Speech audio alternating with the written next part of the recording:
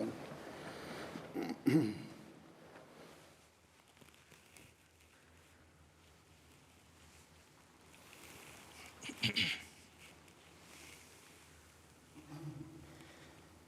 اللہ اکبر اللہ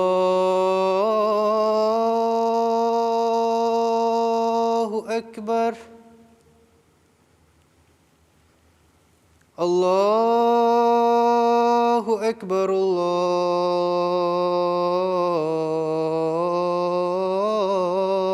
اکبر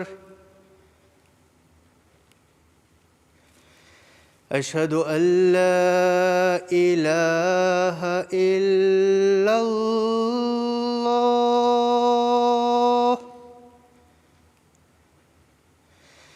اشہد ان لا الہ الا اللہ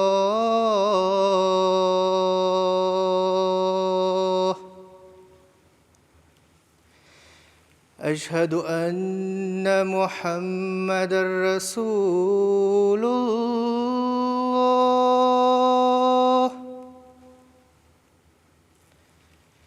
اشہد ان محمد رسول اللہ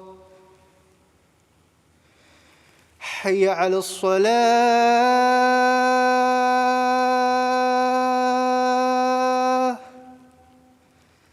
حی علی الصلاة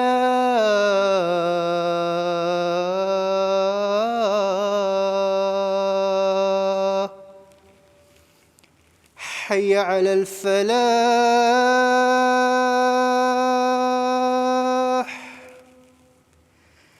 حی علی الفلاح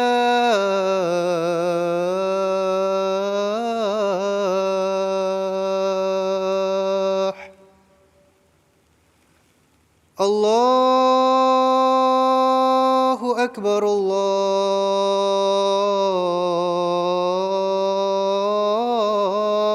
اکبر لا الہ الا اللہ.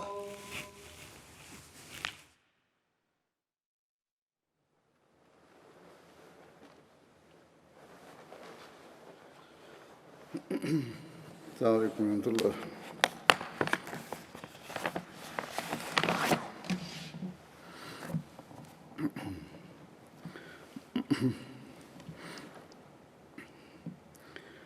أشهد أن لا إله إلا الله وحده لا شريك له وأشهد أن محمدا عبده ورسوله أما بعد فأعوذ بالله من الشيطان الرجيم بسم الله الرحمن الرحيم الحمد لله رب العالمين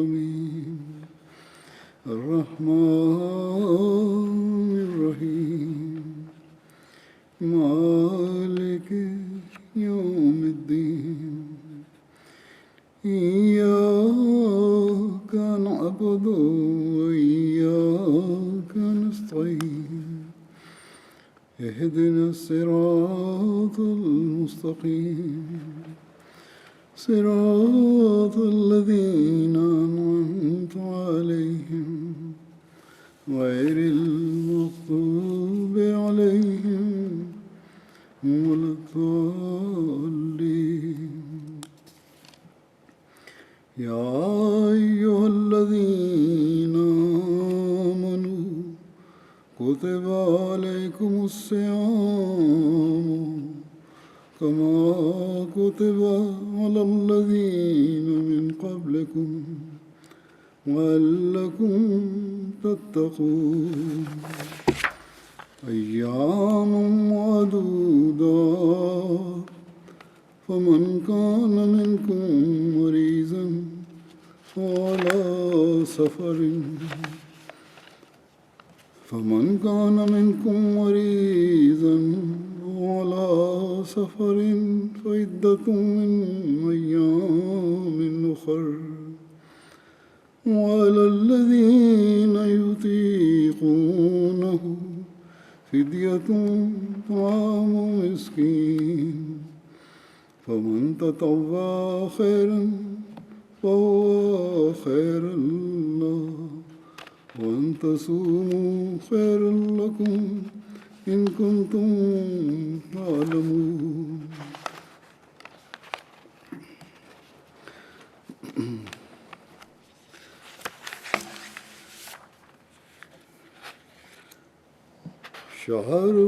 شهر رمضان الذي أنزل فيه القرآن هدى للناس وبينات من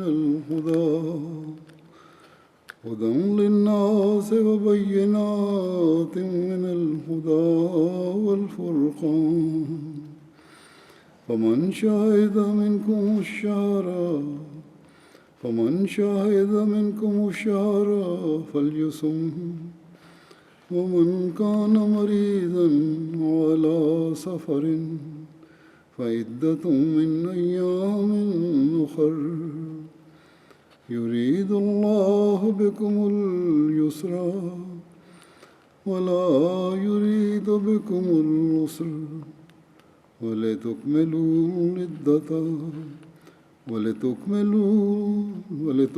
العدة ولتكبروا الله على ما هداكم ولعلكم تشكرون.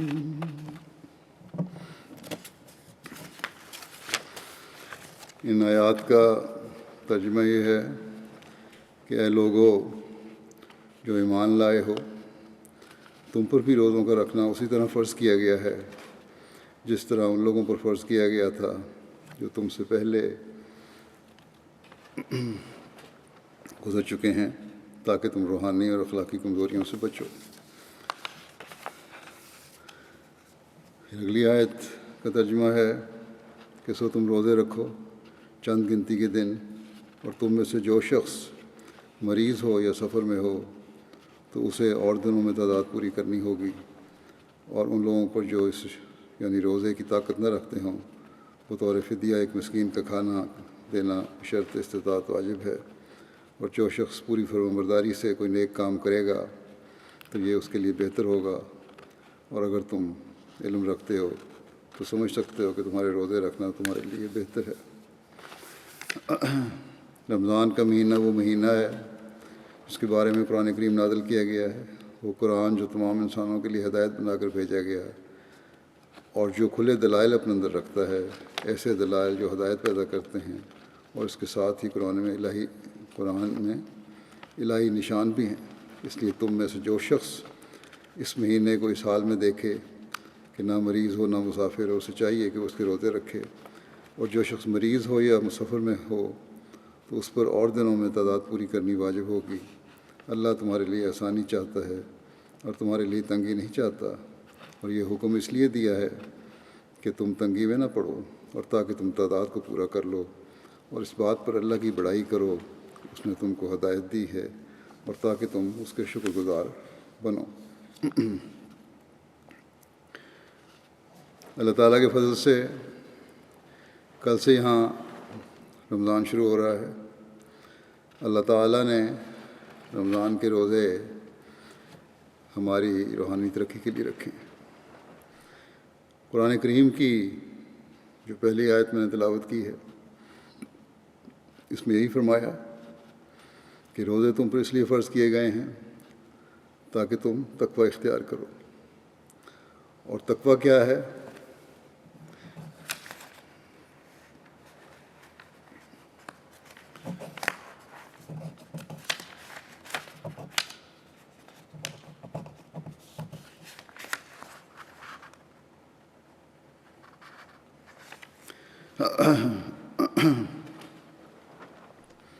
تقوی کیا ہے اس کی وضاحت کرتے ہوئے ایک جگہ حضرت مسیح موعود علیہ السلام فرماتے ہیں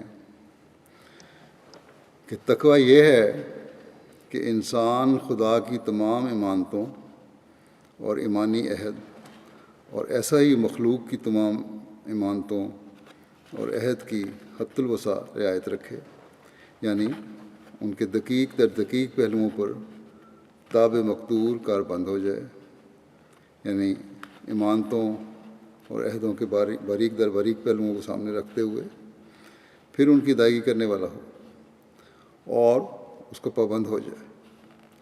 بس یہ کوئی آسان کام نہیں ہے۔ حقوق اللہ کیا ہے اور حقوق العباد کیا ہے، اس کی فہرست بنانے لگیں تو انسان پریشان ہو جاتا ہے۔ اللہ تعالیٰ کی عبادت کا حق ہی ہے جو ہم ادا نہیں کر سکتے۔ اللہ تعالیٰ کے جتنے ہم پر احسان ہیں اس کا حق بنتا ہے کہ اس کی شکر گزاری کی جائے۔ یہ شکر گزاری کا حق ہم ادا نہیں کرتے اور نہ کر سکتے ہیں، اور اس کے بغیر ہی اکثر لوگ تو اللہ تعالیٰ کی نعمتوں سے فائدہ اٹھاتے چلے جاتے ہیں جیسے کہ یہ ہمارا حق ہے، حالانکہ یہ اللہ تعالیٰ کا احسان ہے جو ہماری حالتوں اور کچھ ناشکر گزاری کے باوجود ہمیں نوازتا چلا جاتا ہے۔ ہمارے عہد ہیں جو ہم نے خدا تعالیٰ سے کیے ہیں، ان کو ہم پورا نہیں کرتے۔ مخلوق کے حقوق ہیں، والدین کے حقوق ہیں، ہمسائے کے حقوق ہیں، مسافروں کے حقوق ہیں، معاشرے کے عمومی حقوق ہیں جنہیں ہم ادا نہیں کرتے، جنہیں ہمیں ادا کرنے کا حکم ہے اور ہم اس کا حق ادا نہیں کرتے۔ بس نہ ہم اللہ تعالیٰ کے حق ادا کر رہے ہیں اگر جائزہ لیں باریکی سے، اور نہ بندوں کے۔ میں نے ایک عمومی فہرست بنوائی تھی جس میں بعض موٹے موٹے حقوق ہی رکھے تھے، تو وہ بھی تقریباً جو بندوں کے حقوق ہیں، مخلوق کے حقوق ہیں اللہ تعالیٰ کی، وہ بھی 2829 بن گئے تھے۔ تو بہرحال حضرت مسیح علیہ الصلوۃ والسلام فرماتے ہیں کہ اصل ایمان تو یہ ہے اور تقویٰ کا تقاضا تو یہ ہے کہ اللہ تعالیٰ کے ساتھ کیے گئے عہد بھی پورے کرو اور باریکی میں جا کر پورے کرو، اور اسی طرح اس کی ایمانتوں کے حق بھی ادا کرو اور باریکی میں جا کر ادا کرو۔ اسی طرح مخلوق کے عہد بھی باریکی سے ادا کرو اور اس کی ایمانتوں کی بھی ایک فکر کے ساتھ ادائیگی کرو۔ تب کہا جا سکتا ہے کہ تقویٰ ہے۔ اور اللہ تعالیٰ فرماتا ہے کہ یہ رمضان کا مہینہ اس لیے آیا ہے، روزے رکھنے کی طرف اس لیے تمہاری توجہ دلائی گئی ہے کہ سال کے 11 مہینے میں جو کوتاہیاں کمیاں ان حقوق کے ادا کرنے میں ہو گئی ہیں، انہیں اس مہینے میں خالصتاً اللہ تعالیٰ کی طرف توجہ کرتے ہوئے، اللہ تعالیٰ کی خاطر جائز چیزوں کو بھی چھوڑتے ہوئے، اللہ تعالیٰ کی خاطر بھوک پیاس برداشت کرتے ہوئے، اللہ تعالیٰ کی عبادت میں پہلے سے بڑھ کر توجہ دیتے ہوئے، بندوں کے حقوق کی ادائیگی کی طرف خاص طور پر توجہ دیتے ہوئے پورا کرو ان کمیوں کو۔ اور جب یہ کرو گے تو اس کا نام تقویٰ ہے، اور یہی رمضان کا اور روزوں کا مقصد ہے۔ اور جب انسان اس نیت اور اس مقصد کے حصول کے لیے روزے رکھے گا اور رمضان میں سے گزرے گا اور نیک نیت ہو کر گزرے گا،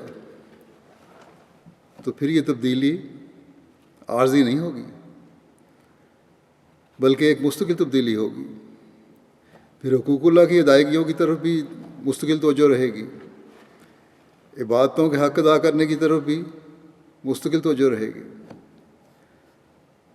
دنیا کی مصروفیات اور لغویات غلبہ نہیں کریں گی، اور انسانوں کے حقوق ادا کرنے کی طرف بھی عمومی توجہ رہے گی۔ اپنے ذاتی مفادات کے لیے ہم لوگوں کے حق مارنے والے نہیں ہوں گے۔ اگر ہم اس نیت سے اور اس ارادے سے روزوں کے مہینے میں داخل نہیں ہو رہے تو ہمارا رمضان میں داخل ہونا بے فائدہ ہے۔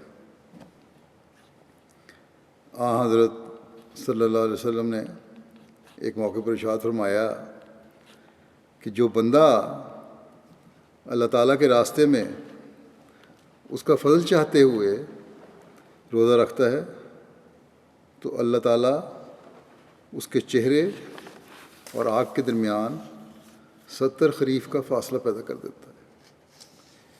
یعنی جو فاصلہ ایک موسم کے درمیان ہے، خدا یہ سرما کا موسم ہے اور اگلا سرما کا موسم ہے، جس کا اتنا فاصلہ ہے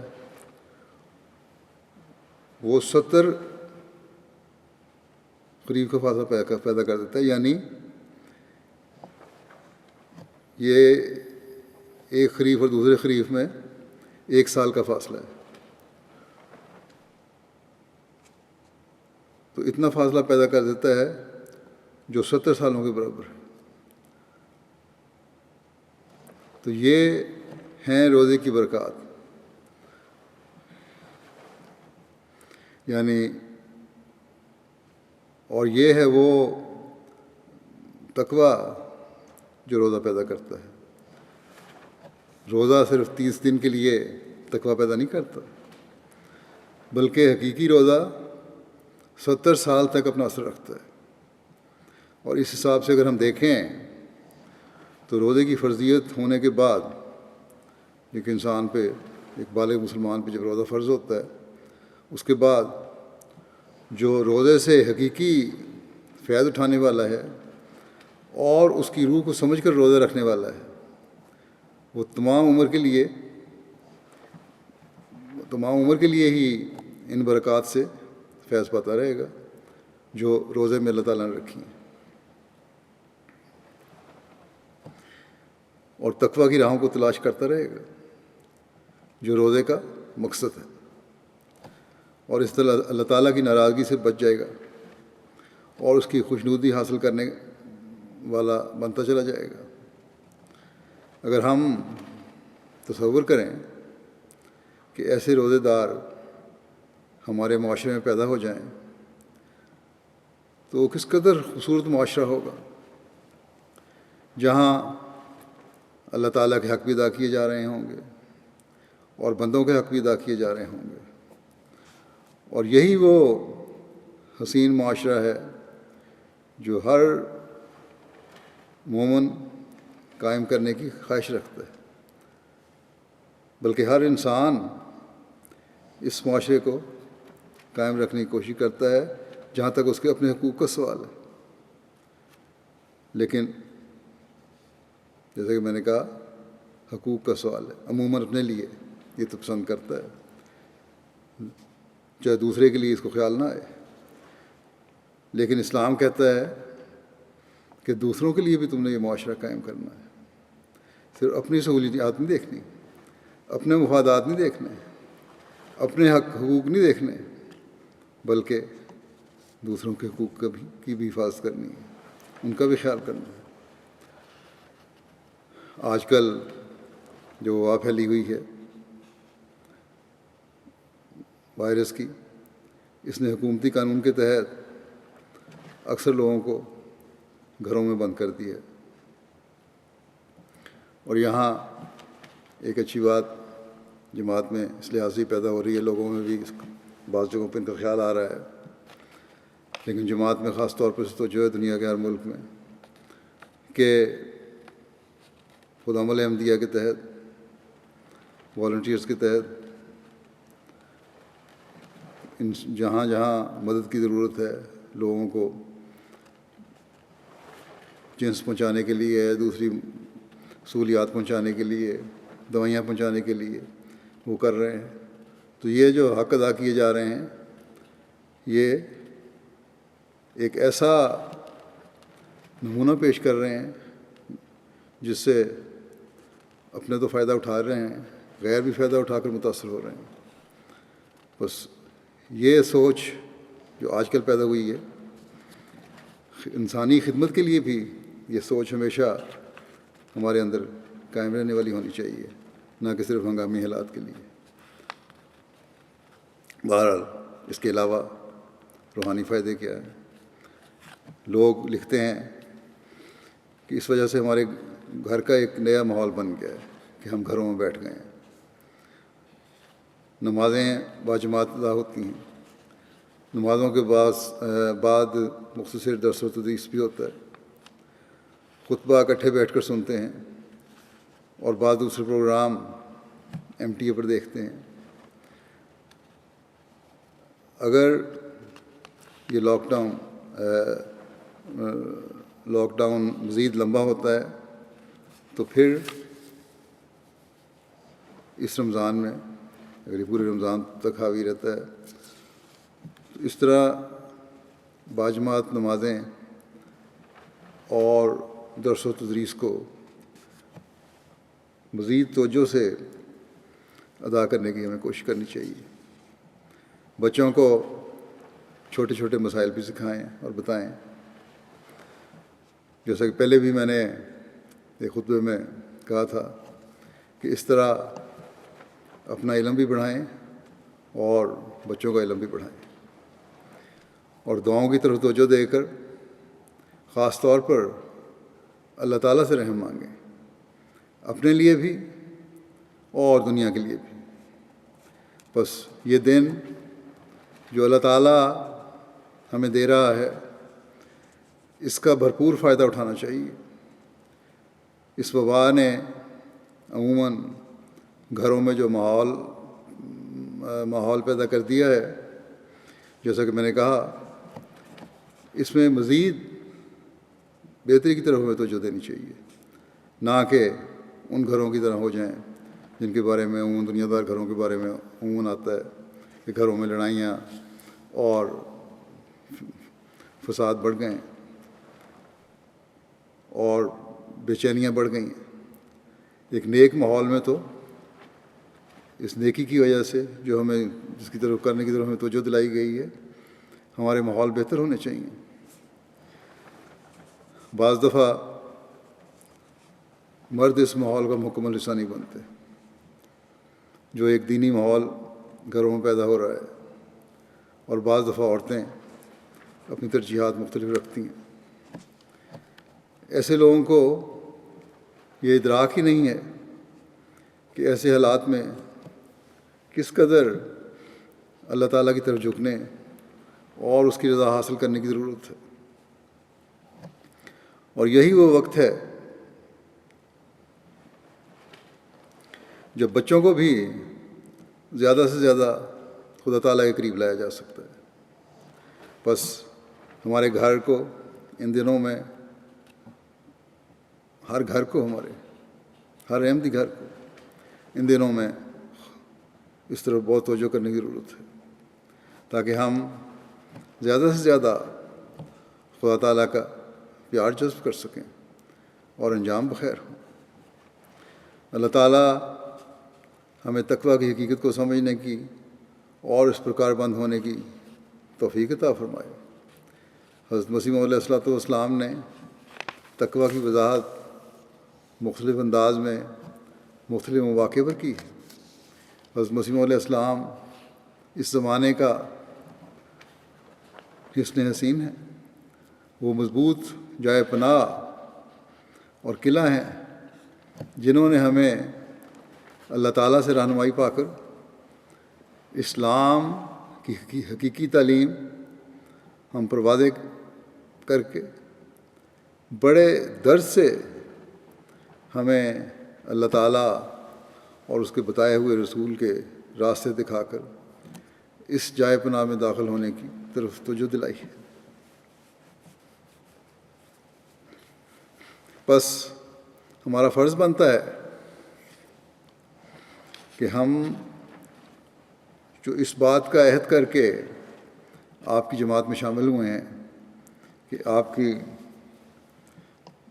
باتوں کو سن کر اس پر عمل کریں گے، اس عہد کو پورا کریں جو ہم نے آپ سے کیا ہے،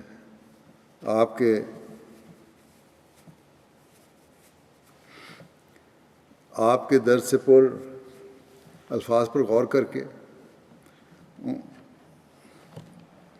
ان پر عمل کریں، اور جہاں ہم عہدوں کو پورا کرنے والے بنیں وہاں اپنی دنیا و آخرت بھی سنوارنے والے بن جائیں۔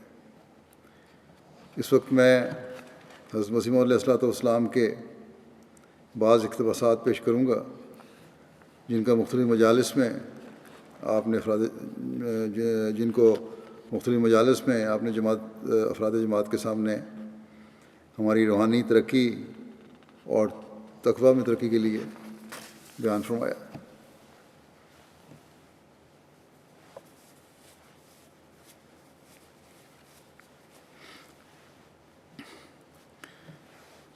ایک مجلس میں اس بات کو وضاحت سے بیان فرماتے ہوئے کہ تقویٰ کیا ہے اور کیوں کر حاصل ہو سکتا ہے، حضرت اقدس مسیح موعود علیہ السلام فرماتے ہیں ضروری امر یہ ہے کہ پہلے یہ سمجھ لے کہ تقویٰ کیا چیز ہے اور کیوں کر حاصل ہو سکتا ہے۔ تقویٰ تو یہ ہے کہ باریک در باریک پلیدگی سے بچے، اور اس کے حصول کا یہ طریق ہے کہ انسان ایسی کامل تدبیر کرے کہ گناہ کے کنارے تک نہ پہنچے، اور پھر میری تدبیر ہی کو کافی نہ سمجھے بلکہ ایسی دعا کرے جو اس کا حق ہے کہ گداز ہو جاوے، بیٹھ کر، سجدے میں، رکوع میں، قیام میں اور تہجد میں، غرض ہر حالت میں، ہر حالت اور ہر وقت اسی فکر و دعا میں لگا رہے کہ اللہ تعالیٰ گناہ اور معصیت کی خباثت سے نجات بخشے۔ فرمایا کہ اس سے بڑھ کر کوئی نعمت نہیں ہے کہ انسان گناہ اور معصیت سے محفوظ اور معصوم ہو جائے اور خدا تعالیٰ کی نظر میں راست باز اور صادق ٹھہر جاوے۔ لیکن یہ نعمت نہ تو نری تدبیر سے حاصل ہوتی ہے اور نہ نری دعا سے،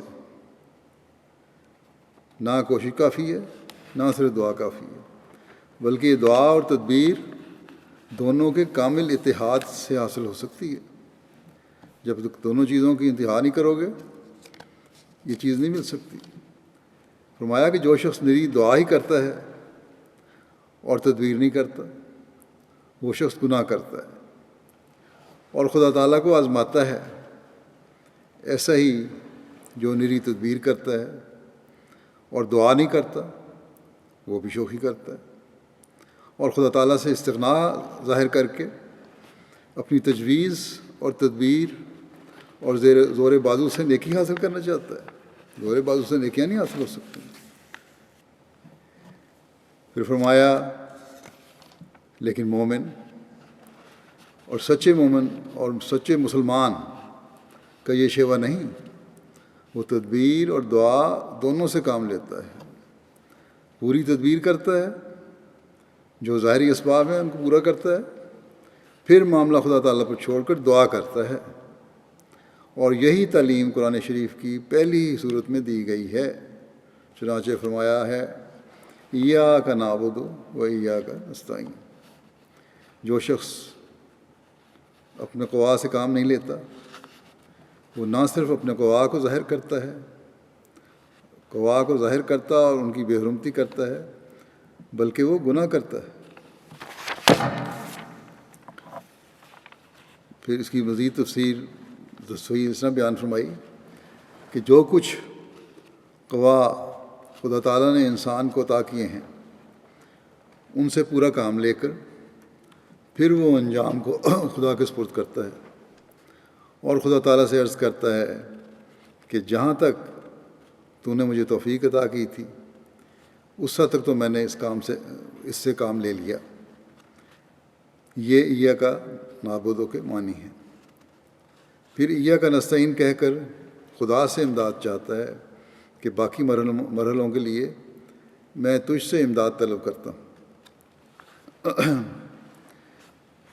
لیکن ہمیں ہمیشہ یاد رکھنا چاہیے کہ خدا تعالیٰ ہمارے دلوں کے حال اور ہمارے ہر عمل سے واقف ہے۔ اس لیے اپنی کوشش کو انتہا تک پہنچا کر جس قدر اور جس حد تک توفیق ہے اس حد تک کوشش کر کے پھر اس کی مدد کا بھی طلبگار ہوا جا سکتا ہے۔ بس اس معاملے میں بھی اپنے نفس کو اچھی طرح ٹٹولنے کی ضرورت ہے، یہ دیکھنے کی ضرورت ہے کہ آیا تقویٰ سے ہم کام لے رہے ہیں کہ نہیں۔ پھر آپ نے فرمایا اس میں شک نہیں ہے کہ انسان بعض اوقات تدبیر سے فائدہ اٹھاتا ہے، لیکن تدبیر پر کلی بھروسہ کرنا سخت نادانی اور جہالت ہے۔ جب تک تدبیر کے ساتھ دعا نہ ہو کچھ نہیں، اور دعا کے ساتھ تدبیر نہ ہو تو کچھ فائدہ نہیں۔ جس کھڑکی کی راہ سے معصیت آتی ہے پہلے ضروری ہے کہ اس کھڑکی کو بند کیا جاوے، پھر جس سوراخ سے یا جس جگہ سے گناہ اندر آتا ہے، جو وجہ بنتی ہے چیز گناہ کی، نافرمانی کی، دین سے دور ہٹنے کی، پہلے ضروری ہے کہ اس وجہ کو دور کیا جائے۔ فرمایا کہ اس کھڑکی کو بند کیا جاوے، پھر نفس کی کشاکش کے لیے دعا کرتا رہے۔ اسی کے واسطے کہا ہے کہ والذین جاہدوا فینا لنہدینہم سبلنا۔ فرمایا کہ اس میں کس قدر ہدایت تدبیر کو عمل میں لانے کے واسطے کی گئی ہے۔ تدبیر میں خدا کو نہ چھوڑے۔ دوسری طرف فرمایا ہے ادعونی استجب لکم۔ بس اگر انسان پورے تقویٰ کا طالب ہے تو تدبیر کرے اور دعا کرے، دونوں کا جو بجا لانے کا حق ہے بجا لائے، تو ایسی حالت میں خدا اس پر رحم کرے گا۔ لیکن اگر ایک کر کے اور دوسری کو چھوڑے گا تو محروم رہے گا۔ پھر اس کو مزید کھولتے ہوئے حضرت اقدس مسیح موعود علیہ السلام فرماتے ہیں کہ پس انسان ایسے طریق سے تقویٰ پر قائم ہوتا ہے، یعنی تدبیر اور دعا سے۔ تو پھر فرمایا اور تقویٰ اللہ ہر ایک عمل کی جڑ ہے۔ فرمایا کہ ایسے انسان ایسے طریق سے تقویٰ قائم ہوتا ہے، جو یہ وہ طریق کون سا طریق جو پہلے بیان ہوا ہے، یعنی تدبیر بھی اور دعا بھی۔ ایسے طریق سے تقویٰ قائم ہوتا ہے، اور تقویٰ اللہ ہر ایک عمل کی جڑ ہے، جو اس سے خالی ہے وہ فاسق ہے۔ تقویٰ سے زینت اعمال پیدا ہوتی ہے۔ تقویٰ ہی ہے جو اعمال کی خوبصورتی پیدا کرتا ہے، اور اس کے ذریعے اللہ تعالیٰ کا قرب ملتا ہے، اور اسی کے ذریعے وہ اللہ تعالیٰ کا ولی بن جاتا ہے۔ چنانچہ فرمایا انا اولیاءہ الا المتقون، ان اولیاءہ الا المتقون۔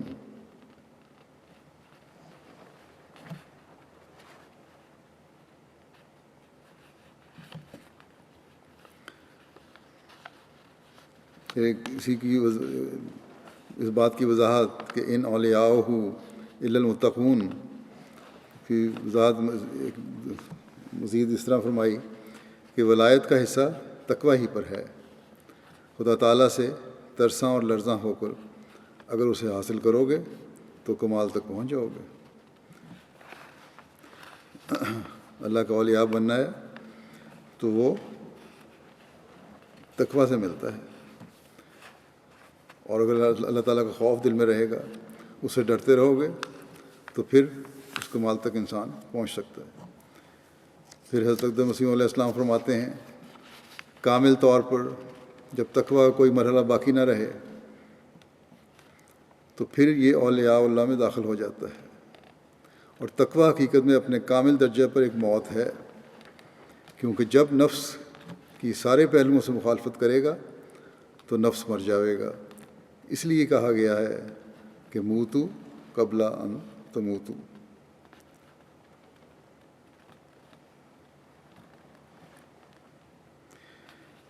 فرمایا کہ نفس ظاہری لذات کا دل دادا ہوتا ہے، پنہانی لذات سے یہ بالکل بے خبر ہے. یعنی اللہ تعالیٰ کی جو لذات ہیں، جو روحانی لذات ہیں، وہ تو چھپی ہوئی لذات ہیں، ان کو تو جانتا ہی نہیں. ظاہری دنیا کی چکا چوند ہے، انہی کو انسان جانتا ہے، اور نفس انہی کو چاہتا ہے. فرمایا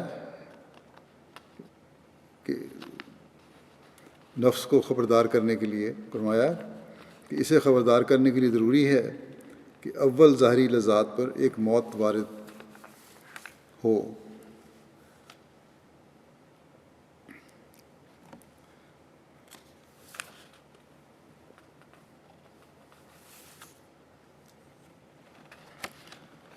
اور پھر نفس کو پنہانی لذات کا علم ہو.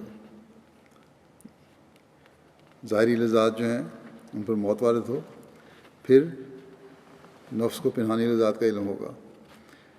فرمایا کہ اس وقت الہی لذات جو کہ جنتی زندگی کا نمونہ ہیں شروع ہوں گی.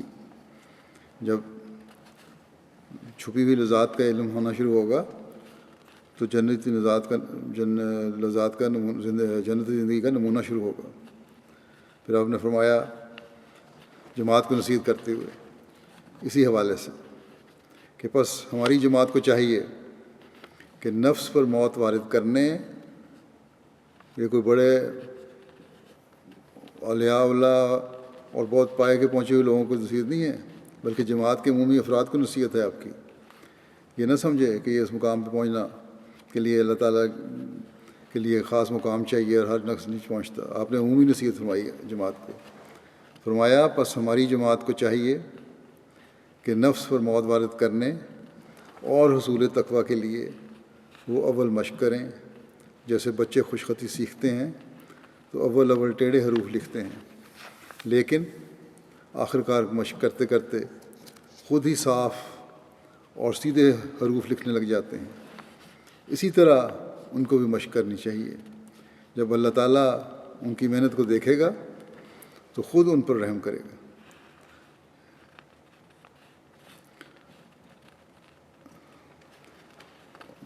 اور یہ جو پہلے بیان ہوا تھا والذین جاہدوا فینا، اس کی مزید وضاحت فرماتے ہیں کہ والذین جاہدوا فینا میں مجاہدے سے مراد یہی مشق ہے. محنت کرے انسان اور اللہ تعالیٰ دعا مانگے تو اللہ تعالیٰ رحم کرتا ہے اور اس کو پھل لگاتا ہے.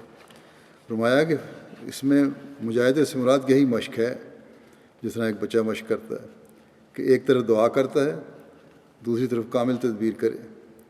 آخر اللہ تعالیٰ کا فضل آ جاتا ہے اور نفس کا جوش و خروش دب جاتا ہے اور ٹھنڈا ہو جاتا ہے، اور ایسی حالت ہو جاتی ہے جیسے آگ پر پانی ڈال دیا جاوے. بہت سے انسان ہیں جو نفس امارہ ہی میں مبتلا ہیں. پھر آپ فرماتے ہیں جماعت کی اندرونی اصلاح کے لیے کہ میں دیکھتا ہوں کہ جماعت میں باہم نزاعیں بھی ہو جاتی ہیں، آپس میں جھگڑے ہیں، رنجشیں ہیں، دوریاں ہیں، وہ ہو جاتی ہیں، اور معمولی نزاع سے پھر ایک دوسرے کی عزت پر حملہ کرنے لگتا ہے اور اپنے بھائی سے لڑتا ہے. یہ بہت ہی نامناسب حرکت ہے. یہ نہیں ہونا چاہیے، بلکہ ایک اگر غلطی کا اعتراف کر لے تو کیا حرج ہے. فرمایا کہ بعض آدمی ذرا ذرا سی بات پر دوسرے کی ذلت کا اقرار کیے بغیر پیچھا نہیں چھوڑتے. ان باتوں سے پرہیز کرنا لازم.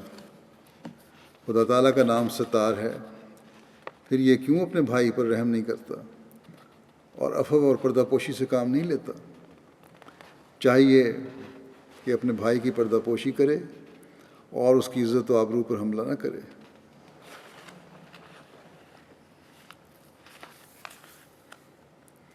پھر فرمایا کہ ابھی تک بہت سے آدمی جماعت میں ایسے ہیں کہ تھوڑی سی بات بھی خلاف نفس سن لیتے ہیں تو ان کو جوش آ جاتا ہے، حالانکہ ایسے تمام جوشوں کو فروغ کرنا بہت ضروری ہے، ان کو ختم کرنا بہت ضروری ہے تاکہ حلم اور بردباری طبیعت میں پیدا ہو۔ فرمایا دیکھا جاتا ہے کہ جب ایک ادنا سی بات پر بحث شروع ہوتی ہے تو ایک دوسرے کو مغلوب کرنے کی فکر میں ہوتا ہے کہ کس طرح میں دوسرے کو نیچا دکھاؤں، کسی طرح میں فاتح ہو جاؤں۔ ایسے موقعوں پر جوش نفس سے بچنا چاہیے اور رفع فساد کے لیے ادنا ادنا باتوں میں دیدہ دانستہ خود ذلت اختیار کر لینی چاہیے۔ اس امر کی کوشش ہرگز نہ کرنی چاہیے کہ مقابلے میں اپنے دوسرے بھائی کو ذلیل کیا جاوے۔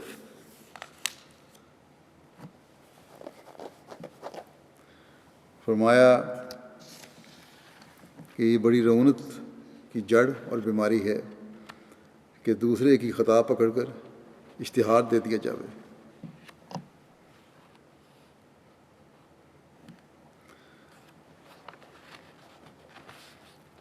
فرمایا کہ اپنے بھائی پر فتح پانے کا خیال رعونت کی ایک جڑ ہے۔ رعونت کی جڑ پہلے بیان فرمائی تھی کہ دوسرے کی خطا پکڑ کے اشتہار دے دیا جائے۔ مزید وضاحت فرمائی کہ اپنے بھائی پر فتح پانے کا خیال بھی رعونت کی ایک جڑ ہے اور بڑی بھاری مرض ہے کہ وہ اپنے ایک بھائی کے عیب کے مشتہر کرنے کی ترغیب دلاتی ہے۔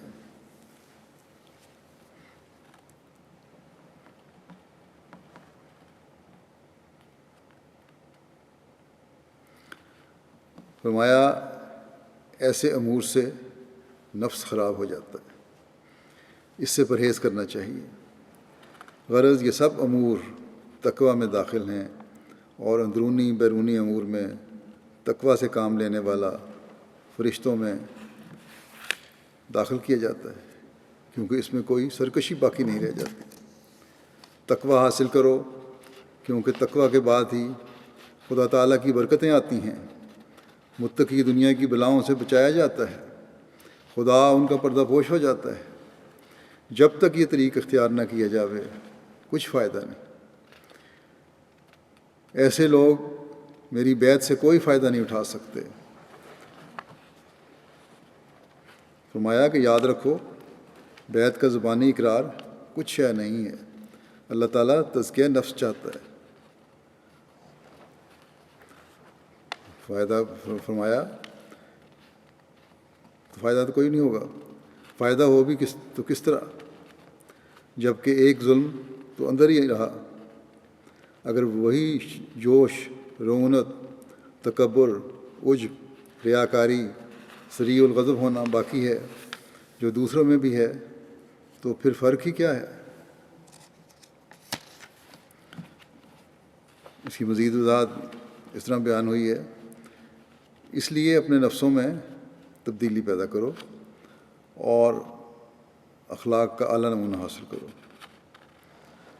فرمایا کہ سعید اگر ایک ہی ہو اور وہ سارے گاؤں میں ہی ہو تو لوگ کرامت کی طرح اس سے متاثر ہوں گے۔ نیک ہو، آدمی ہو، سعید فطرت ہو، لوگوں کو فائدہ پہنچانے والا ہو، اپنے جذبات کو قابو میں رکھنے والا ہو، عاجز ہو، تو فرمایا کہ لوگ کرامت کی طرح اس سے متاثر ہوں گے۔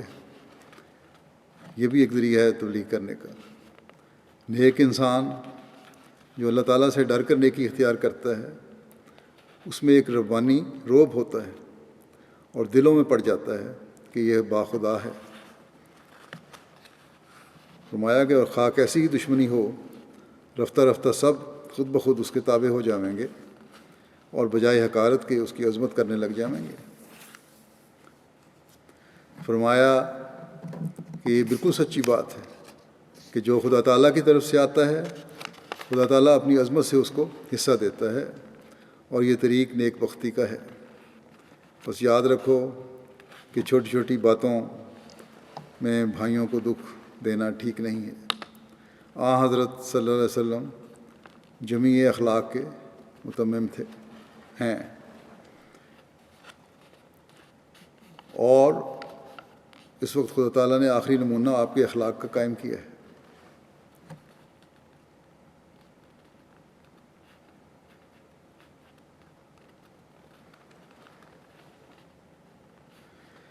فرمایا کہ اس وقت بھی اگر وہی درندگی رہی تو پھر سخت افسوس ہے، افسوس اور کم نصیبی ہے۔ بس دوسروں پر عیب نہ لگاؤ، کیونکہ بعض اوقات انسان دوسرے پر عیب لگا کر خود اس میں گرفتار ہو جاتا ہے۔ اگر وہ عیب اس میں نہیں ہے اور پھر تم نے الزام لگایا تو خود اس گرفتار ہو جاؤ گے۔ لیکن اگر وہ عیب سچ مچ اس میں ہے جس پہ تم الزام لگا رہے ہو، جس کے بارے میں کہہ رہے ہو کہ اس میں یہ عیب ہے، تو فرمایا اگر سچ مچ اس میں ہے تو اس کا معاملہ پھر خدا تعالیٰ سے ہے، پھر بھی تمہیں کوئی ضرورت نہیں عیب لگانے کی۔ اگر برائی ہے تو اس کا معاملہ خدا کے ساتھ ہے، اور اگر نہیں ہے اور تم کہہ رہے ہو تو وہ پھر تمہارے اوپر وہ الٹ پڑ سکتا ہے۔ پھر فرمایا بہت سے آدمیوں کی عادت ہوتی ہے کہ وہ اپنے بھائیوں پر ناپاک الزام لگا دیتے ہیں۔ ان باتوں سے پرہیز کرو، بنی نوع انسان کو فائدہ پہنچاؤ اور اپنے بھائیوں سے ہمدردی کرو، ہمسایوں سے نیک سلوک کرو، اپنی بیویوں سے عمدہ معاشرت کرو، اور سب سے پہلے شرک سے بچو کہ یہ تقویٰ کی ابتدائی اینٹ ہے۔ پھر آپ فرماتے ہیں تقویٰ کے معنی ہیں بدی کی باریک راہوں سے پرہیز کرنا، مگر یاد رکھو نیکی اتنی نہیں کہ ایک شخص کہے کہ میں نیک ہوں اس لیے کہ میں نے کسی کا مال نہیں لیا، نقب زنی نہیں کی، چوری نہیں کرتا، بد نظری اور زنا نہیں کرتا۔ ایسی نیکی عارف کے نزدیک ہنسی کے قابل ہے، کیونکہ اگر وہ ان بدیوں کا ارتکاب کرے اور چوری یا ڈاکہ زنی کرے تو وہ سزا پائے گا۔ بس یہ کوئی نیکی نہیں جو عارف کی نگاہ میں قابل قدر ہو، بلکہ اصلی اور حقیقی نیکی یہ ہے کہ نوع انسان کی خدمت کرے اور اللہ تعالیٰ کی راہ میں کامل صدق اور وفاداری دکھلائے اور اس کی راہ میں جان تک دے دینے کو تیار ہو۔ اس لیے یہاں فرمایا ہے ان اللہ مع الذین اتقوا والذین هم محسنون، یعنی اللہ تعالیٰ ان کے ساتھ ہے جو بدی سے پرہیز کرتے ہیں اور ساتھ ہی نیکیاں بھی کرتے ہیں۔ یہ خوب یاد رکھو کہ نرا بدی سے پرہیز کرنا کوئی خوبی کی بات نہیں جب تک اس کے ساتھ نیکیاں نہ کرے۔ پھر آپ فرماتے ہیں یقیناً سمجھو کہ ہر ایک پاک بازی اور نیکی کی اصل جڑ خدا تعالیٰ پر ایمان لانا ہے۔ جس قدر انسان کا ایمان باللہ کمزور ہوتا ہے اسی قدر اعمال صالحہ میں کمزوری اور سستی پائی جاتی ہے، لیکن جب ایمان قوی ہوتا ہے، اللہ تعالیٰ میں ایمان مضبوط ہوگا تو اعمال بھی اچھے ہوں گے۔ جب ایمان قوی ہو اور اللہ تعالیٰ کو اس کی تمام صفات کاملہ کے ساتھ یقین کر لیا جائے، اسی قدر عجیب رنگ کی تبدیلی انسان کے اعمال میں پیدا ہو جاتی ہے۔ اللہ تعالیٰ کی صفات پر کامل یقین پیدا ہو جائے تو ایک عجیب رنگ کی تبدیلی انسان کے اعمال میں پیدا ہو جاتی ہے۔ خدا تعالیٰ پر ایمان رکھنے والا گناہ پر قادر نہیں ہو سکتا، کیونکہ یہ ایمان اس کی نفسانی قوتوں اور گناہ کے اعضاء کو کاٹ دیتا ہے۔ فرمایا کہ دیکھو اگر کسی کی آنکھیں نکال دی جائیں تو وہ آنکھوں سے بد نظری کیوں کر سکتا ہے، اور آنکھوں کا گناہ کیسے کرے گا؟ اور اگر ایسا ہی ہاتھ کاٹ دیے جائیں پھر وہ گناہ جو ان اعضاء سے متعلق ہیں کیسے کر سکتا ہے؟ ٹھیک اسی طرح فرماتے ہیں کہ ٹھیک اسی طرح پر جب ایک انسان نفس مطمئنہ کی حالت میں ہوتا ہے تو نفس مطمئنہ اسے اندھا کر دیتا ہے اور اس کی آنکھوں میں گناہ کی قوت نہیں رہتی۔ وہ دیکھتا ہے پر نہیں دیکھتا، کیونکہ آنکھوں کے گناہ یعنی دیکھتا تو ہے مگر بد نظری کسی نظر سے نہیں دیکھتا، گناہ کی نظر سے نہیں دیکھتا، کیونکہ آنکھوں کے گناہ کی نظر سلب ہو جاتی ہے۔ وہ کان رکھتا ہے مگر بہرا ہوتا ہے، سنتا ہے لیکن غلط باتیں نہیں سنتا، اور وہ باتیں جو گناہ کی ہیں نہیں سن سکتا۔ اسی طرح پر اس کی تمام نفسانی اور شہوانی قوتیں اور اندرونی اعضاء کاٹ دیے جاتے ہیں۔ اس کی ساری طاقتوں پر جن سے گناہ صادر ہو سکتا تھا ایک موت واقع ہو جاتی ہے اور وہ بالکل ایک میت کی طرح ہو جاتا ہے۔ اور خدا تعالیٰ ہی کی مرضی کے تابع ہوتا ہے، وہ اس کے سوا ایک قدم نہیں اٹھا سکتا۔ یہ وہ حالت ہوتی ہے جب خدا تعالیٰ پر سچا ایمان ہو، اور جس کا نتیجہ یہ ہوتا ہے کہ کامل اطمینان اسے دیا جاتا ہے۔ یہی فرماتے ہیں کہ یہی وہ مقام ہے جو انسان کا اصل مقصود ہونا چاہیے۔ پھر فرمایا اس بارے میں کہ جو انسان کا اصل مقصود ہونا چاہیے، پھر آگے جماعت کو فرمایا کہ اور ہماری جماعت کو اس کی ضرورت ہے، اور اطمینان کامل کے حاصل کرنے کے واسطے ایمان کامل کی ضرورت ہے۔ پس ہماری جماعت کا فرماتے ہیں کہ پس ہماری جماعت کا پہلا فرض یہ ہے کہ وہ اللہ تعالیٰ پر سچا ایمان حاصل کریں۔ پھر فرماتے ہیں آپ کوئی پاک نہیں بن سکتا جب تک خدا تعالیٰ نہ بناوے۔ جب خدا تعالیٰ کے دروازے پر تذلل اور عجز سے اس کی روح گرے گی تو خدا تعالیٰ اس کی دعا قبول کرے گا اور وہ حقیقی بنے گا، اور اس وقت وہ اس قابل ہو سکے گا کہ حضرت صلی اللہ علیہ وسلم کے دین کو سمجھ سکے، اور اس کے بغیر جو کچھ وہ دین کر کے پکارتا ہے اور عبادت وغیرہ کرتا ہے وہ ایک رسمی بات اور خیالات ہیں کہ آبائی تقلید سے سن سنا کر بجا لاتا ہے۔ باپ دادا کر رہے تھے تو میں بھی کر رہا ہوں، کوئی حقیقت اور روحانیت اس کے اندر نہیں ہوتی۔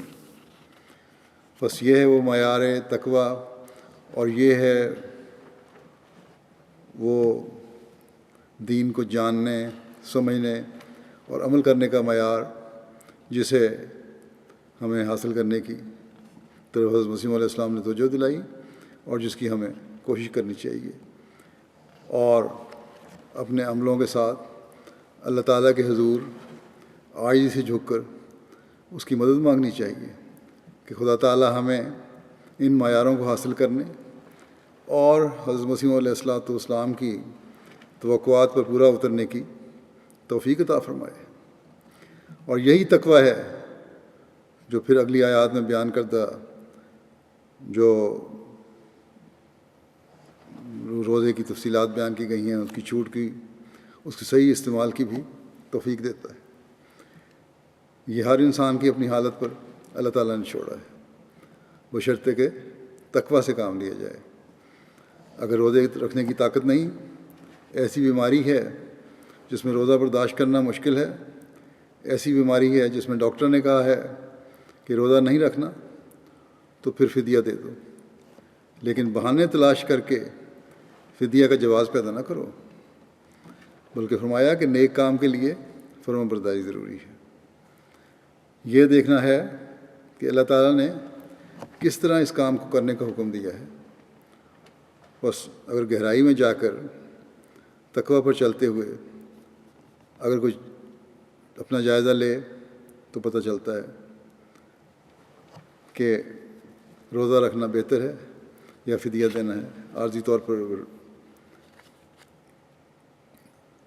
اللہ تعالیٰ نے پھر آگے مزید وضاحت فرما دی کہ مریض ہو یا سفر پر ہو تو روزہ نہ رکھو، کیونکہ اللہ تعالیٰ تنگی نہیں چاہتا، اور جب بیماری دور ہو جائے تو پھر چھوڑے ہوئے روزے پورے کرو۔ سفر کے دوران جو روزے چھوٹ گئے انہیں پورا کرو، چاہے فدیہ دے بھی دیا ہو۔ بس گھوم پھر کر بات وہیں آ جاتی ہے کہ تقوی سے کام لیتے ہوئے اللہ تعالیٰ کا خوف اور اس بات کو سامنے رکھتے ہوئے کہ وہ ہماری حالتوں کو جانتا ہے، اپنے فیصلے کرو، تو اللہ تعالیٰ تمہارے لیے بہتر صورت پیدا کرے گا، بہتر نتائج پیدا کرے گا۔ حضرت مسیح علیہ السلام فرماتے ہیں وہ شخص جس کا دل اس بات سے خوش ہے کہ رمضان آ گیا اور میں اس کا منتظر تھا کہ آوے اور روزہ رکھوں، اور وہ بوجہ بیماری کے روزہ نہیں رکھ سکا، تو وہ آسمان پر روزے سے محروم نہیں ہے۔ فرمایا اس دنیا میں بہت لوگ بہانہ جو ہیں، بہانے کرتے ہیں، اور وہ خیال کرتے ہیں کہ ہم جس طرح اہل دنیا کو دھوکہ دے لیتے ہیں ویسے ہی خدا کو فریب دیتے ہیں۔ دنیا والوں کو دھوکہ دے لیا، اللہ کو بھی دیا جا سکتا ہے۔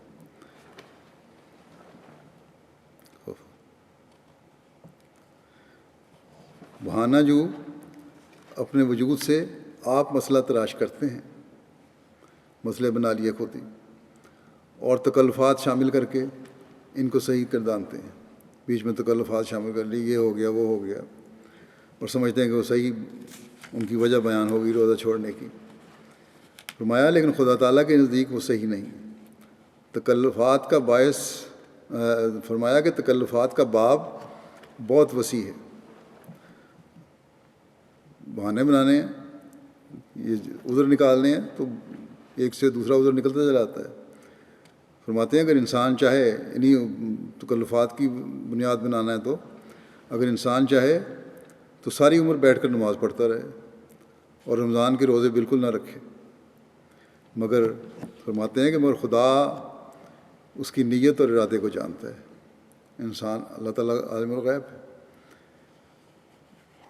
پتال تک کو جانتا ہے ہماری، وہ ہماری نیتوں کو بھی جانتا ہے، ہمارے ارادوں کو بھی جانتا ہے۔ جو فرمایا جو صدق اور اخلاص رکھتا ہے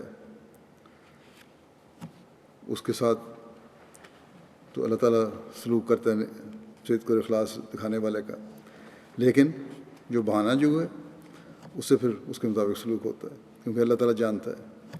پھر آپ فرماتے ہیں خدا تعالیٰ جانتا ہے، جو صدق اور اخلاص رکھتا ہے خدا تعالیٰ جانتا ہے کہ اس کے دل میں درد ہے، بہانہ جو ہے اس کے دل میں درد کوئی نہیں، اور خدا تعالیٰ اسے ثواب بھی زیادہ دیتا ہے، کیونکہ درد دل ایک قابل قدر شے ہے۔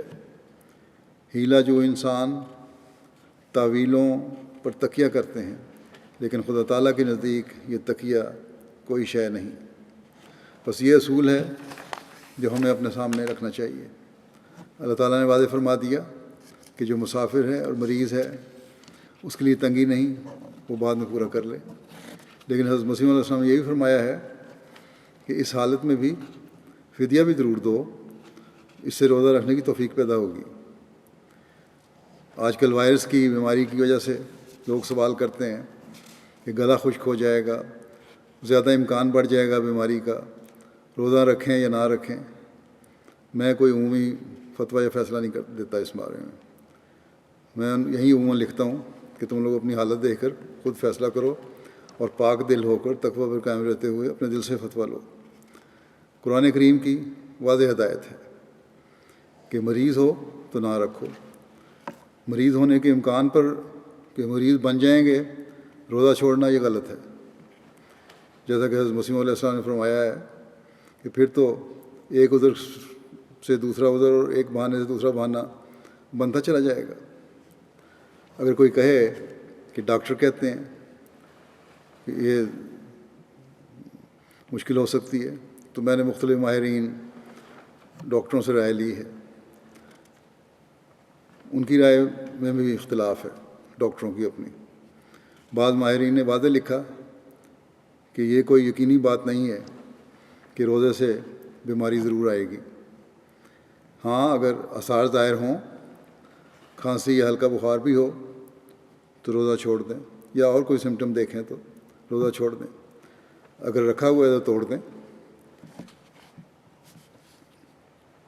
جو ڈاکٹروں میں سے بھی جو اس بات کا رجحان رکھتے ہیں کہ نہیں رکھنا چاہیے، یا بعض شرطیں ایسی عائد کرتے ہیں، اس کا نتیجہ یہی نکلتا ہے آخر میں کہ نہ رکھو تو بہتر ہے، ان کی واضح رائے وہ بھی واضح رائے نہیں رکھتے، ڈراتے بھی ہیں اور ساتھ ہی یہ بھی کہتے ہیں کہ خوراک کا خیال رکھ کر پھر رکھے جائیں۔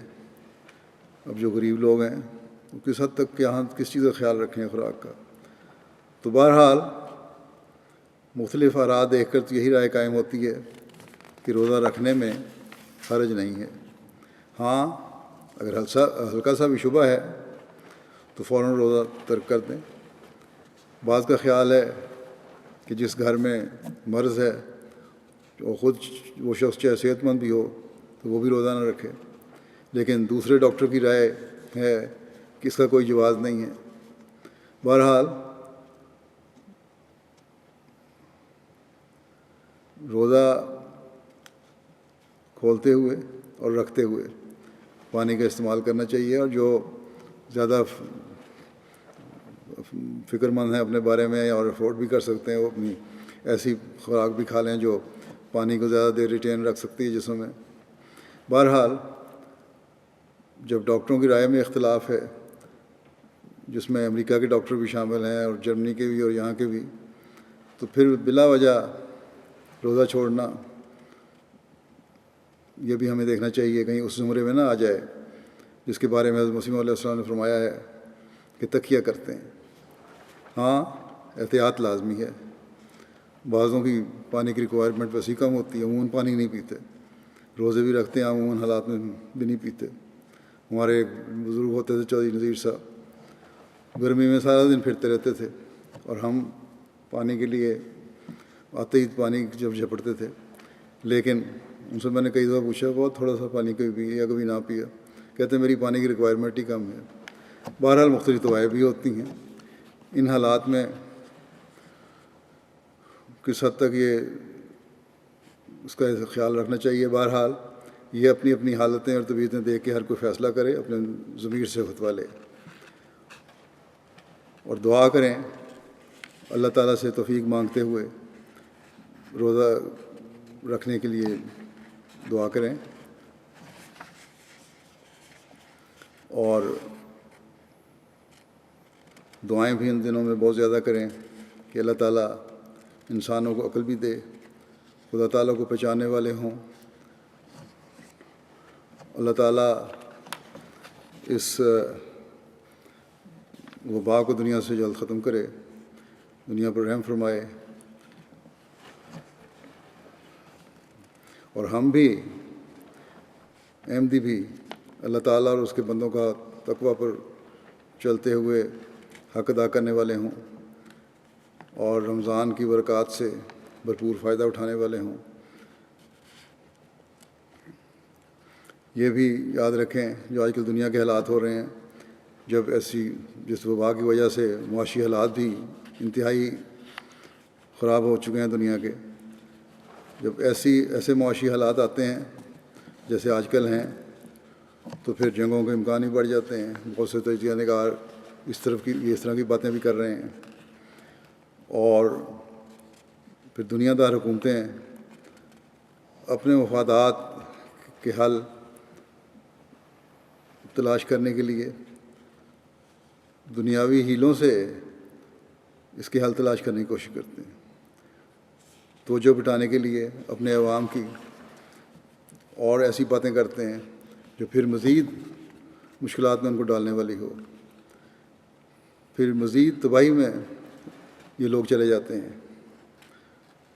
اور جیسے کہ میں نے کہا، تبصرہ کرنے والے بھی اس رنگ میں بھی کرنے لگ گئے ہیں۔ بس اللہ تعالیٰ بڑی طاقتوں کو بھی عقل دے کہ وہ بھی عقل سے کام لیں اور کوئی ایسا قدم نہ اٹھائیں جس سے دنیا میں مزید فساد پیدا ہو اور مزید تباہی آئے۔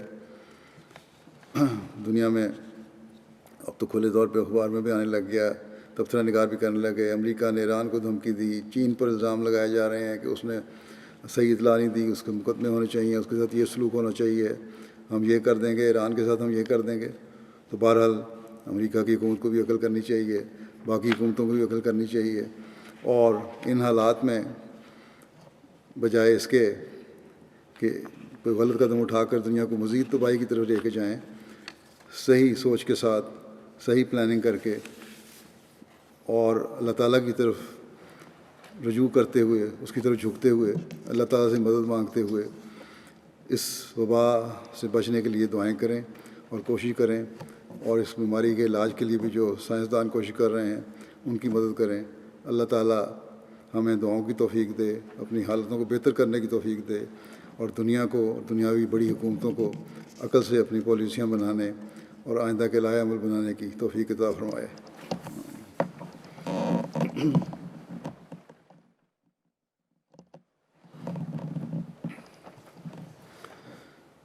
الحمد لله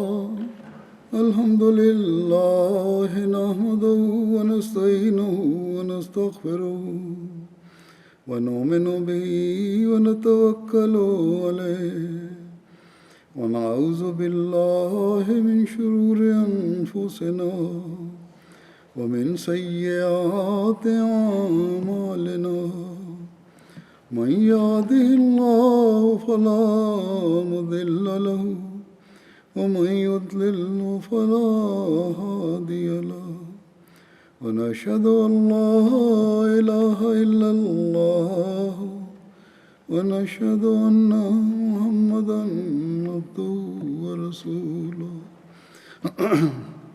عباد الله رحمكم الله إن الله يأمر بالعدل والإحسان وإيتاء ذي القربى وينهى عن الفحشاء والمنكر والبغي يعظكم لعلكم تذكرون اذكروا الله يذكركم وادعوه يستجب لكم ولذكر الله أكبر